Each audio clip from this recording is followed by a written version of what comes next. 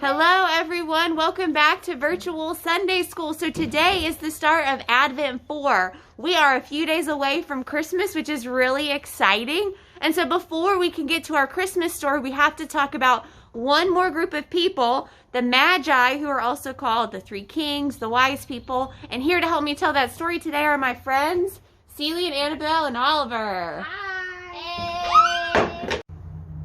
Hi, I'm Annabelle. I'm in 5th grade, and my favorite thing to do in Christmas time is decorating with my family. Hello, my name is Oliver, and I'm in 3rd grade, and my favorite thing to do at Christmas is open the presents. My name is Phoebe, and I'm in kindergarten. And my favorite thing is being with everyone and my Grammy and Pop. All right, so Annabelle has our card for the week, and so it's Advent 4, but before we reveal it to everyone, Annabelle, do you remember what we've talked about the last 3 weeks? Yeah, Isaiah, Mary, Joseph, and the shepherd. That's right, and the other thing we've talked about with those are all the animals that have gone with it, the donkey that carried Mary and Joseph, as well as the sheep that came with the shepherds. And so today, do you know what we're going to talk about? The Magi. So there we have all 4 of our Advent candles lit on the wreath. And then we have the 3 people, the Magi. And so Annabelle, Oliver, and Celine are each going to be one of those people. And we're going to tell our story about how they found out about Jesus. So back during the time of Jesus, there were these 3 people called the Magi. They were called Magi because they almost were so smart that people thought they were magic. They read so well, and they listened to the prophets. You see Oliver over there listening to the words of Isaiah from years and years before. And so Celine looking up into the stars to read what she can, and Annabelle reading all the stories that she knows about God, because they had heard that the Son of God would be born, and they knew to be on the lookout for this special blessing. One night, one of the Magi was out looking at the stars because they had noticed something that was a little bit different, a star in the sky that was there but wasn't moving and was different than the rest, and they knew that this was special. Look! The star they were seeing was the star that the angels had placed in the sky to let everyone know that Jesus had been born. And the Magi were smart enough to know that this star meant something. So the other Magi went to tell the others. The other 2 Magi were just sitting in this study doing smart people things. Smart things, very smart things. Smart. Very interesting, very. When all of a sudden, Look! What, Jove? What is it? Look at that!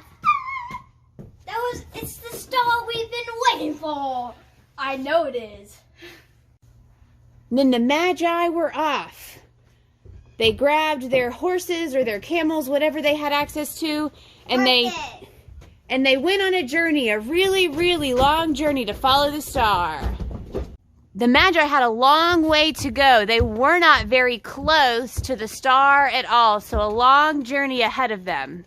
They had miles and miles and miles to go. It was like from here all the way to California they had to ride on horseback. It took a really, really, really long time.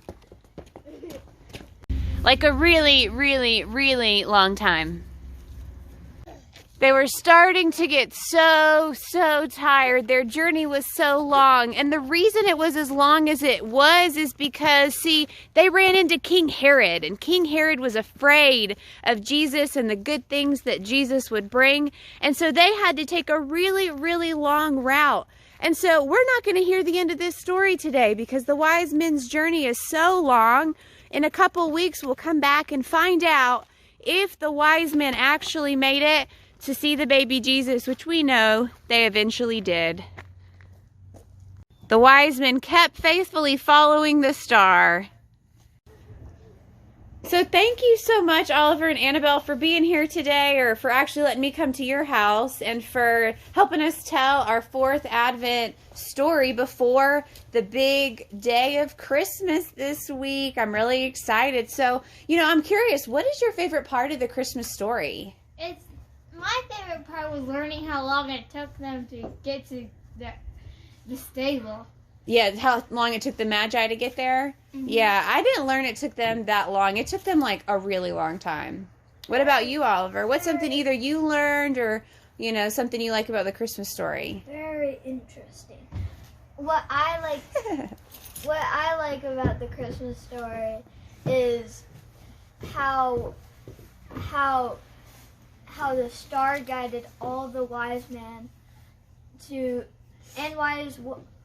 and the Magi. Like, it's super cool. Yeah. And they're super wise. Yeah, they were the only ones smart enough during that time to know that the star meant something special.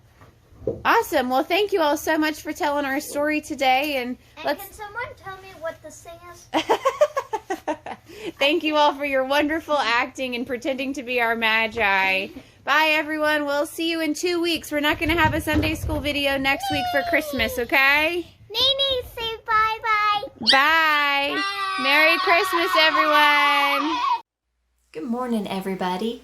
Today we're talking about the star that the wise men followed, the Christmas star that was over the place where Jesus lay. Last time I was here, I showed you a few nativity sets and the angels that were in my set. Today, I'm going to show you a different nativity set at my house. It's this one. It's the only one I have that has a star attached to it. It's carved wood, and they have a star right over the manger where Jesus is. But would you like to know where else you can see things to remind you of the Christmas star? Did you know that the lights on your Christmas tree were put there to represent the stars? A long time ago, somebody was walking through the woods. He was getting ready for church. He was the person who gave the sermon. And he was walking around trying to think about what to say, walking out in the woods, and this was before the days of electricity. And he looked up, and through all the tree branches, he saw all the stars in the sky, kind of twinkling the way the wind moves the tree branches. Sometimes lights look extra twinkly through branches. So when he got home, he put some candles on his Christmas tree. I have a picture of kind of an old-fashioned Christmas tree that you can see. It has little tiny candles on it. Well, once electricity was invented, people used electric lights on their Christmas tree. So instead of using candles, which would not be safe to put on our Christmas tree now, we wind hundreds and hundreds of little lights on the trees. Some people use white lights. I have a couple trees out front where we have white lights all around the Christmas trees. We have a big Christmas tree in our house that has colored lights. And even the ones with color lights, those lights are there twinkling in the Christmas trees to remind us of the star that went over the place where Jesus lay. So this week, as you see Christmas trees and Christmas lights, whether it's at your house or someplace where you're driving around, I want you to see those Christmas lights and think about the star that guided the wise men to baby Jesus. I'll see you next time. Bye-bye.